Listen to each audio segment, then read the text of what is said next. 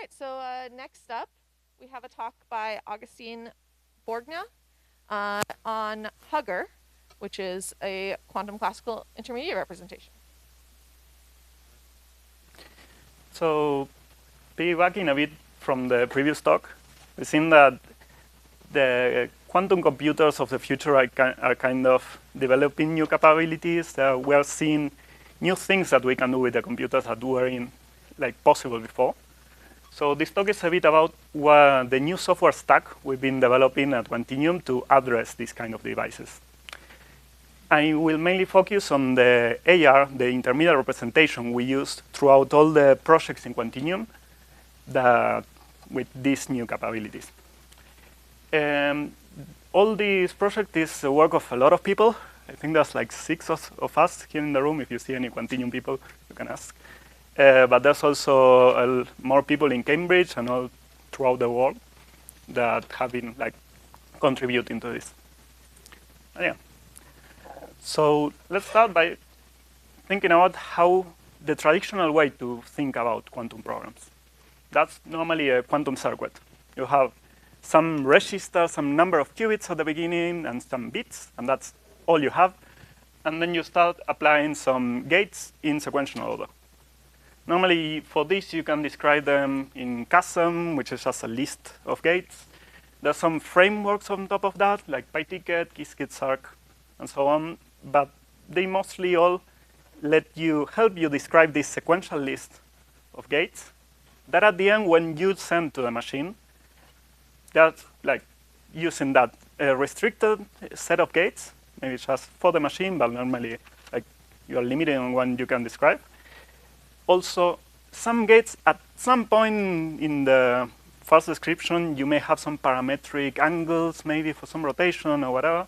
But when you send that to a machine, you have to actually put the parameters in, get a concrete number, so the machine will get a single, a concrete set of operations. And also, if you want to use any kind of control flow here, you kind of can. There's some conditional gates where you say if a bit is 1, then apply this gate. But that's really limiting. You are real restricted. If you start doing a lot of branching, that gets really big really quick. So that was fine for NISQ computers. But we're seeing that things are becoming a bit more. And let's call this post-NISQ, this new near-term or middle-term era of computers. On one side, we have these NISQ computers, which have a low number of qubits, really noisy. So the coherence times are short. You cannot do many gates, many deep circuits. And then on the other side of the spectrum, you have these full fault-tolerant computers with millions of qubits, maybe logical qubits. Each one of those logical has a lot of physical qubits inside. The error rates are really low, so you can just take any textbook on quantum computing, take an algorithm, run it. It's really great. But we're not quite there yet. Now in the middle, we have some middle point where we have a bit more of everything. We have maybe thousands, somewhere on there, qubits. Errors are a bit lower, so you can start playing a bit more with things. Maybe you have enough qubits that you can start doing some small error correcting codes. So you have some logical qubits with even lower noises. They're still noisy. They're not full fault-tolerant, but we are getting there. You can also start doing some error mitigation, quantum error corrections, and so on, and experimenting those on real machines. Also, here is the point where we start having things that maybe they are a lot more difficult to simulate classically. So, and as we say, devices are bigger, circuits are bigger. Before you could just take a circuit, write it by hand at the gate, and so on.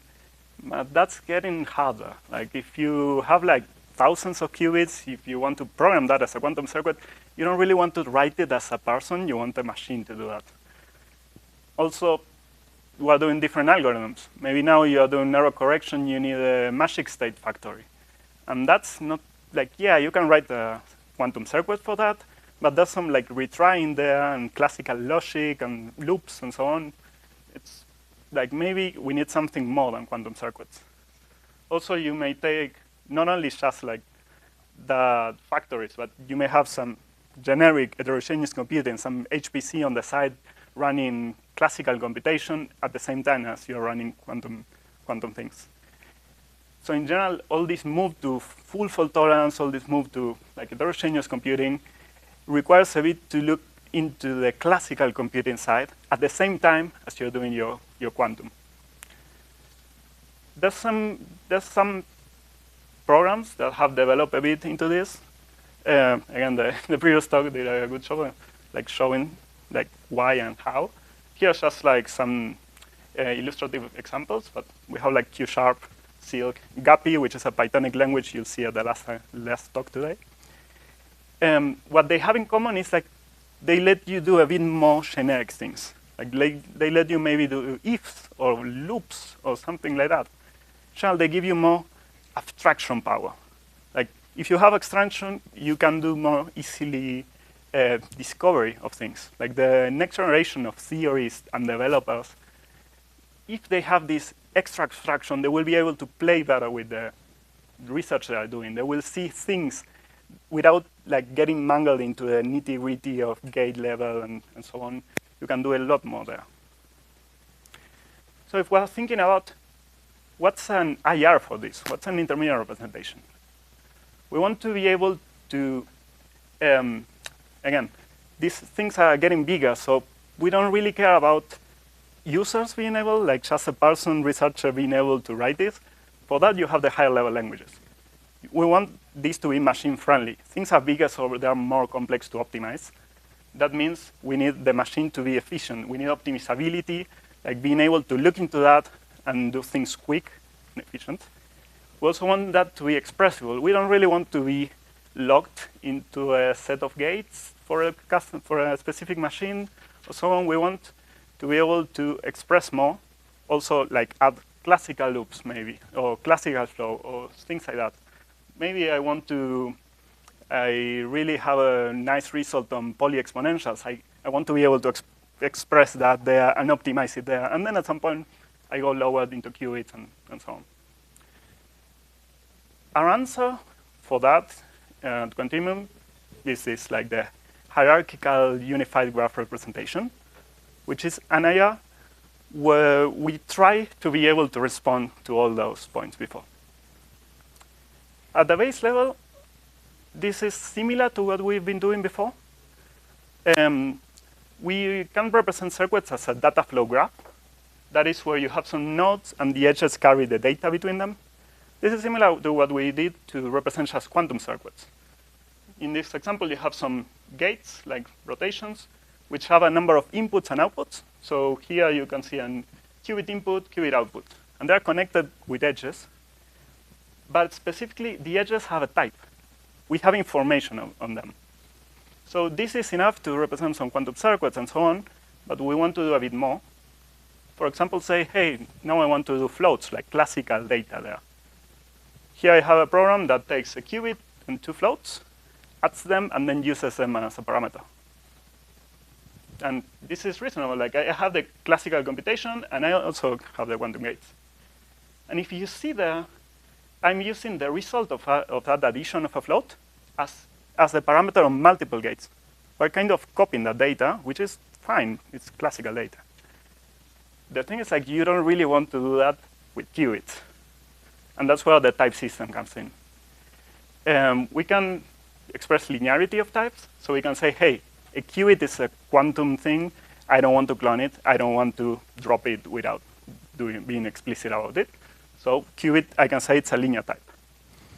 This is really important for us because we want to be able to optimize this as efficiently as possible without having to worry about, hey, my optimization will inadvertently clone the qubit. I will send that to a machine and it will panic in the middle of runtime. I really don't want to do that. If possible, I want to like throw an error when I'm optimizing or something. I want to be safe about this. Another interesting thing in HUGR is the H at the beginning, the hierarchical part, which means that each node in this data flow graph can have also some children. So for example, in this program that takes two qubits and measures one, Then depending on that measure, I can say, hey, if it's a 0 or a 1, I will take a different branch as if it were a normal if. So I can have like more complex control flow with different programs inside. These are like regions with data flow graphs. They can be totally independent. I don't have to do classically controlled things depending on if it's a 0 and then put them all together here. Like I have whatever I want there inside each one of the cases. And this is really powerful. With this, we can, for example, do a repeat and success experiment. This is from a paper down there that creates initializes qubit in that state over there by repeatedly checking, initializing an ancilla, applying some operation, and then measuring the ancilla. If it's a 0 there, everything is all right. I can return, and I have the state I wanted. If it's a 1, I have to refresh, like reset the qubit, and do it again. This is a loop, like this tail loop operation. It's also another structure control flow thing we can do in HUGR. Let us do unbounded loops. Normally, this would be impossible to do in a classical circuit. You would have to put a maximum number of loops and then like copy that circuit all the time. It would be horrible. But here we can do it. And we can use these structural conditional and tail loop operations, but sometimes when you are coming from a higher level language, so one I mentioned before, it's easier to use something more closer to what we use in classical IRs. This is kind of what you see in LLVM, where you have different basic blocks, which are just data flow graphs. And between them, I connect them saying, showing the control flow there, in my graph. So the big entry block there can go to 2 different blocks afterwards, either the exit or a loop and continue. This is a lot easier to lower from a higher level language, but it's not as good for optimizing. Since we're really mindful about how much, like optimizing as much as we can of these quantum circuits, we have in our compiler a way to go from here into a structure control flow and so on. But yes. Another interesting thing in HUGR is that we can define functions. We can be more modular and be able to reuse more things. We want to collaborate, so maybe just I will define or even just declare that I have this foo function, and then at a later point I will link it from some standard library or someone shared an already nice implementation from somewhere, and I can call it in my program, and I will just call it from there. And if you notice there, I have a wire that has a function type. That's my wires. Like I have a type system that can support functions, so I can just say, yeah, this wire is a function. In this case, it's a product of 2 qubits into a bool. But then we can do some extra thing with our code types and type system. On one side, yeah, we have the functions, which are from products into products. So like normally when we see a node that has multiple inputs and multiple outputs, we can just represent it as this. We also have a generic sum type, which is kind of a coproduct of products. So either AB or CD or so on. So using all those, we can represent some things like we can do a unit type with the sum. We can do a bool, like either unit or unit, and so on. But then the really powerful thing we have here is a custom type. Our type system doesn't have qubits at all. We all rely on the custom type for that. For example, if instead of a qubit I wanted to describe a qubit, I just add it. Like I define it in my program, and then I can also define some operations on that. I have maybe a rotation on those. And I can be a bit more playful with this and say, hey, I want a quantum integer of an parametric size. So that's a type level parameter of integer parameter, where I can, for example, apply a successor operation that adds 1 to that integer. And then our intermediate representation, like, it doesn't know anything about this type. Like, we have our optimizer that supports all of this. It won't do anything with this if you don't tell it what to do. For that to give us semantics to these types, you have to define a lowering. So if I have a quantum integer, I know I can lower that to a series of qubits. If I had the successor, I can write that as a Clifford T. So when you give that to a compiler, then we can take that, we can lower things, we can optimize, and then send to some machine that, depending on the set of gates and so on, we can move around. And that's a bit linked to the compiler that I won't really talk much about here. But we have this ticket 2, which is the successor of the PyTicket compiler. But now it's working all with HUGRs. So if you give me a HUGR, I can do, all the optimizations we had in PyTicket for pure quantum circuits. That we spend a lot of time there, so we still want to use those. But also now we have some hybrid data, some quantum and classical things that we can extract and optimize knowing about everything. There's also some nice research here about having bigger circuits. We have like circuits for larger computers, or programs for larger computers. So there's some work on doing pattern matching throughout all the circuit with hundreds, thousands of patterns and so on. But yeah, if you want, you can ask me about it. And now, if you've seen QIR or MLIR, you may think this is quite similar. You are also doing mixed, classical, and quantum. You have this basic block structure. The question is, why are we just lower into MLIR? And yes, we actually are. Like, we can lower our HUGRs into an MLIR dialect. That's a project you can check. But what we care mostly about in HUGR is that we wanted to build something focused on quantum. We want to be able to optimize as much as possible. We want these linear types. We want this structure control flow that we know we can optimize for specific computers. Like, we want to extract as much performance as we can. Also, all our toolchain is written in Rust. And that's a very big plus for us. Like, it gives us a lot of trust in our tools that we are doing safe things, like when we are writing optimizations and so on. And yeah. So the ecosystem for this is all open source. The HUGR intermediate representation is in GitHub, those CQCL HUGR. There you also have a lower into LLVM. There's a lot of stuff over there. Yeah. There's also Python bindings for building this and so on. Then we have the Ticket 2 compiler, which is the next generation working from HUGRs into HUGRs. That also has Rust and Python bindings. There's Guppy, this Pythonic DSL that you'll see at the last talk of the day. And we also have Brad, which is an experimental Haskell language, which does some really interesting stuff with type system for quantum circuits.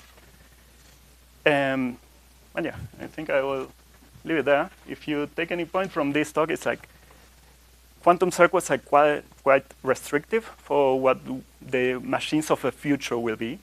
So we should kind of start thinking about this. So thank you.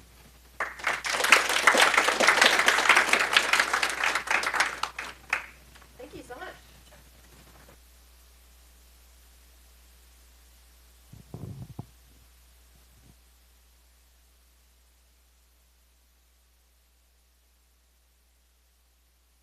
Thanks for the talk. You know, I'm always going to be a fan of quantum classical stuff.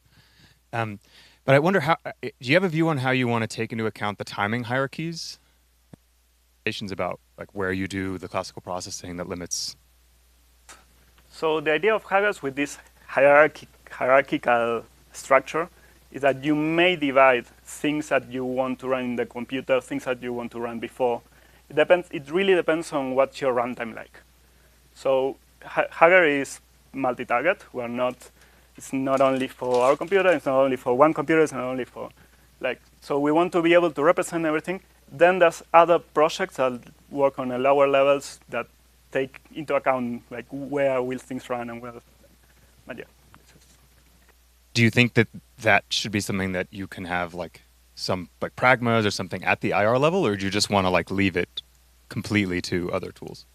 Yeah, so I think at the IR level, there's a lot of extra information like metadata for the things that you want to have, that would be probably a nice thing to add. Also, we're thinking about like do you want to inline, when do you want to run? There's a lot of things, not for the IR itself, but for later that we want to know about.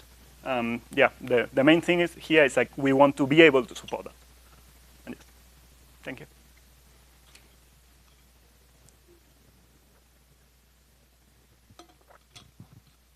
Thanks for the cool talk. I liked HUGR's use of the data flow graph, which reminded me of the design of the Qualtran framework at Google, which does something similar.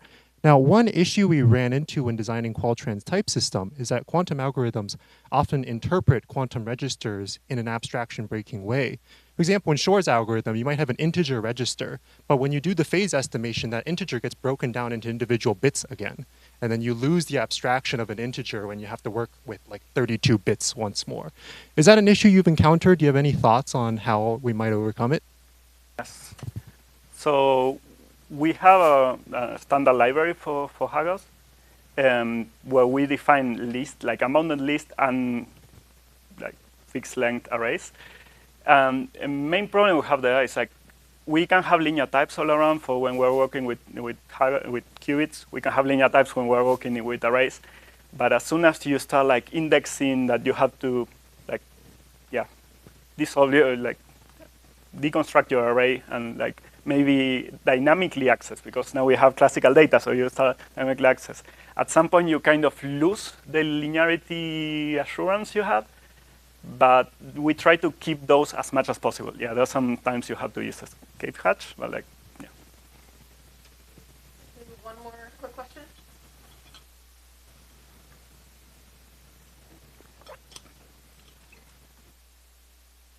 Hey, thanks for the talk. I'm curious about, you talk about control flow and different types of control flow. On hardware, I mean, there's such a wide range of like capabilities and ways that hardware implement control flow and different limitations. And have you thought about how to represent like the hardware limitations of control flow at all in this picture? I think so that depends. When you're lowering to a specific machine, there you need to have the information, and at some point you will just have to refuse programs at the users and like use them from a higher level. I think that should come probably from like the programming language you're using. You should there try to define which, like what thing are you targeting and restrict yourself to that. And because otherwise, like you still want to be able to do this, like generic CFGs and so on. And maybe some of those you can represent as something that's supported by a machine, and maybe sometimes you don't. And that's probably not something you can restrict at the IR level. So probably you want to do that at your programming language level. But